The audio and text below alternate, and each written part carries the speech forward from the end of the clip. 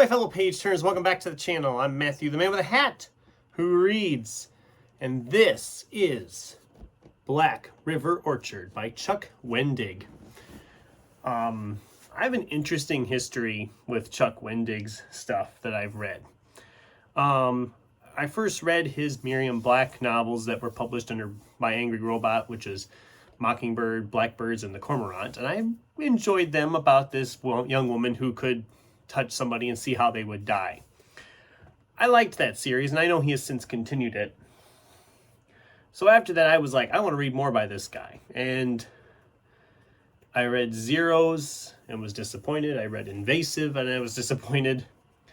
And most recently, I read Wayward and had high hopes for that, and I was just kind of meh on it. So I was a little worried.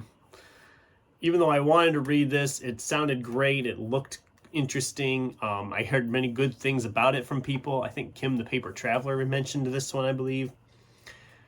I was also hesitant because I just knew my track record in recent times with Chuck Wendig stuff has not been great. Fortunately, that's no longer the case. This was phenomenal. And if you saw my Goodreads review, it was literally just wow, because I was just blown away by it. And it started so slow for me. I struggled to get going on this one. I think I was just picking up other stuff and reading other things and not taking my time to focus on this one. And once I got into this, I just flew through like huge chunks of it I was reading at a time. It was so freakishly good. And just some of the writing in it, like there's like a whole open area about we're talking about apples, and you will never look at an apple again the same way. Yeah, chapter 0, the apple. I'll read a little bit of it briefly to you here, but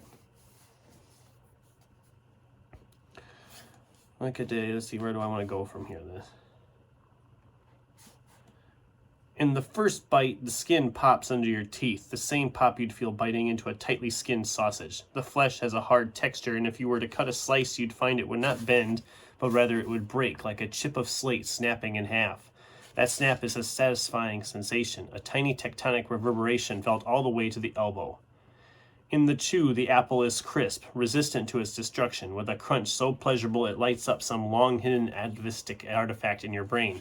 A part that eons ago took great joy from crushing small bones between your teeth. The flesh is juicy. It floods the mouth, refusing to be dammed by teeth or lips, inevitably dripping from your chin. But for all its juiciness, too, the tannins are high, and the apple feels like it's wicking the moisture out of your mouth, as if it's taking something from you, even as you take from it. That's just beautifully written, isn't it? It's awesome. And this story, for those of you who don't know, I should probably give you that like synopsis, but this guy is trying to get an apple orchard started. He gets these branches and starts growing these trees with this apple on it. Everybody that eats this apple just becomes absolutely hooked on it. That's all they want, is to eat this apple. It starts to change who they are. It changes their personalities and how they're acting and behaving. It's changing their like physical attributes and such. It's just fascinating, and I don't want to go into any much more than that because it would spoil things, and I don't want to spoil it for you. It was just fantastic. It gets really dark at times. It does not pull any punches. It's a hard I'd say a hard R if you were doing like movie talk, because it is very graphic at times. It's very dark at times. It is really good though. I really enjoyed it, and I highly recommend reading this one if you're looking for a good horror novel for the fall yet. It's the perfect time of year for me to read this, which probably helped a lot too. Just an absolute blast. 5 stars all the way around. Absolutely loved this. It will definitely be in my end of the year list, I'm sure, which I'm already looking at and trying to figure out how the heck I'm going to make that list, because it's been a really good year. There's been some crud in there, but for the most part, there's been a lot of good stuff. So those are my thoughts on Black River Orchard. Like I said, I didn't want to go into too much detail on the plot because it will spoil things. I didn't know some of what was going to be going on in there, and I liked it all the more for that. So, what did you guys think? Did you like this book? If you've read it, does it sound like one you would enjoy? I'd love to hear from you in the comments down below. And be on the lookout. I will have my November TBR coming up here in a couple of days as well.